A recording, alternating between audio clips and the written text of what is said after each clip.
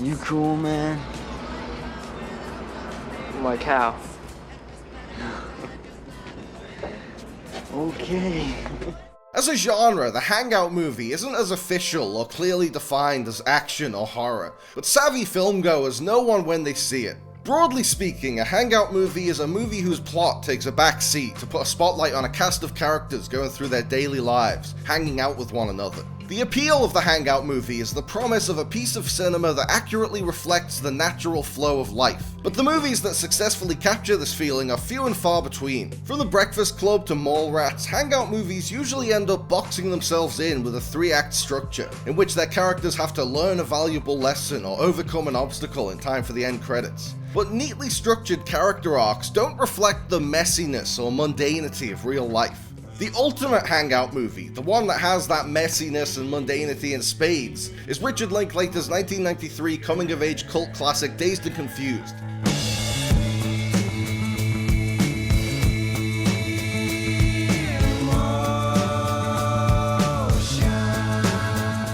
Dazed and Confused truly has no plot. None of the characters are burdened with a goal, they all just want to have a good time.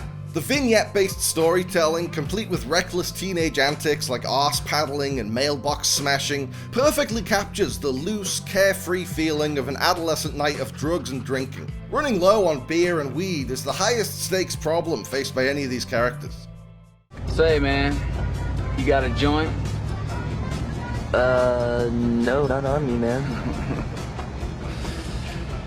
It'd be a lot cooler if you did. Dazed and Confused is a prime example of the tenet that the more specific a story is, the more relatable it will be. The characters that make up this movie's sprawling ensemble are flawed, well-rounded, and above all, universally identifiable. If you don't recognize the cultural particulars of a Texas suburb in 1976, you will recognize the attitudes and personalities. Everyone knows a brash bully like Fred O'Banion, or a mean-spirited, self-absorbed beauty like Darla Marks, or an older guy clinging to his youth like David Wooderson. That's what I love about these high school girls, man. I get older, they stay the same age. Yes, they do. Go. Yes, they do. Penned by Linklater himself, the screenplay for Dazed and Confused is more of a collection of scenes than a single cohesive narrative. But it holds together because those scenes are great, and the characters are unified by a few interconnected elements. The film's 90-ish minute runtime is split into 3 half-hour segments. This isn't a traditional 3-act structure by any means. It's very loose, simply chronicling what the various characters happen to get up to throughout the day. The first segment follows the last day of school, allowing the audience to meet the characters and get to know them. In the second segment, the night kicks off. The party teased in the first segment is cancelled, so everybody starts making backup plans. This allows the characters to meet up with each other, cross over into each other's stories, and develop their relationships. The third and final segment brings all the characters together for a beer bust in the woods. After that, there's a brief epilogue at the crack of dawn that hammers home the laid-back message of the movie: life goes on.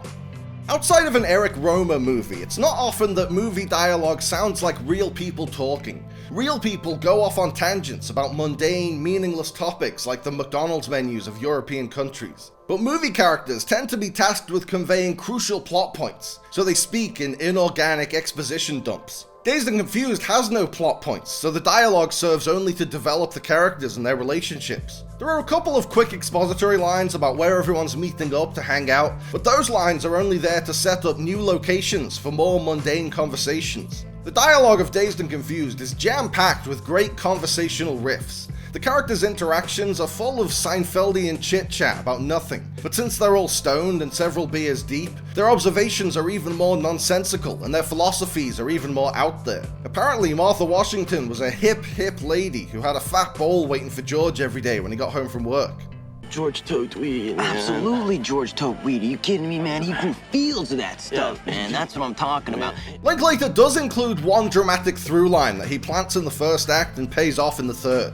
But that through line isn't some MacGuffin that the characters want, like a briefcase full of cash. It's a pledge sheet that Pink's coach wants him to sign, promising not to engage in any sexual or drug-related activity over the summer break to keep his mind and body in shape for the next football season. This isn't a standard plot device, it's an ideological conundrum. The pledge sheet represents the first taste of the restrictions of adulthood faced by a high school senior who's never had to worry about consequences. After mulling it over for the whole movie, listening to all his friends' opposing viewpoints, Pink gets the most poignant advice from Wooderson. If it ain't that piece of paper, some other choice they're gonna try and make for you. You gotta do what Randall Pink Floyd wants to do, man. The older you do get, the more rules are gonna try to get you to follow. You just gotta keep living, man. Livin.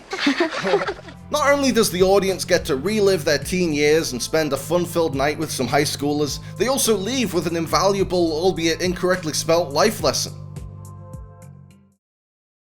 Hey, you're supposed to be the fastest thing in the valley, man, but that can't be your car. It must be your mama's car. I'm sort of embarrassed to be this close to you. When it arrived in cinemas, Dazed and Confused was essentially American Graffiti for a new generation. American Graffiti was a 70s movie about the 60s, and Dazed and Confused is a 90s movie about the 70s. They're both nostalgic ensemble comedies examining the youth of a certain era through the lens of a single fateful night in their high school careers. But as great as American Graffiti is, Dazed and Confused is more timeless. Paradoxically, it's a finer film because its structure is messier. Whereas American Graffiti often gets hung up on its historical context, Dazed and Confused is a broader study of youth culture that happens to take place in a bygone decade.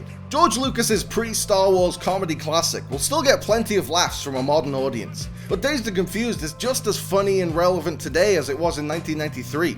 It's easy to see why Sandra Adair became Linklater's go-to editor for every project after Dazed and Confused, because she cut the movie together spectacularly. Her editing flows beautifully, floating from vignette to vignette, seamlessly bouncing between the perspectives of a dozen or so major characters. Adair gave the movie a naturalistic, lifelike rhythm. Dazed and Confused lacks the usual disconnect that comes from the inherent phoniness of cinema. It feels like watching a day in the lives of real human beings unfold. It's like a Robert Altman slice of life movie with a leaner runtime, bigger laughs, and a lot more underage drinking.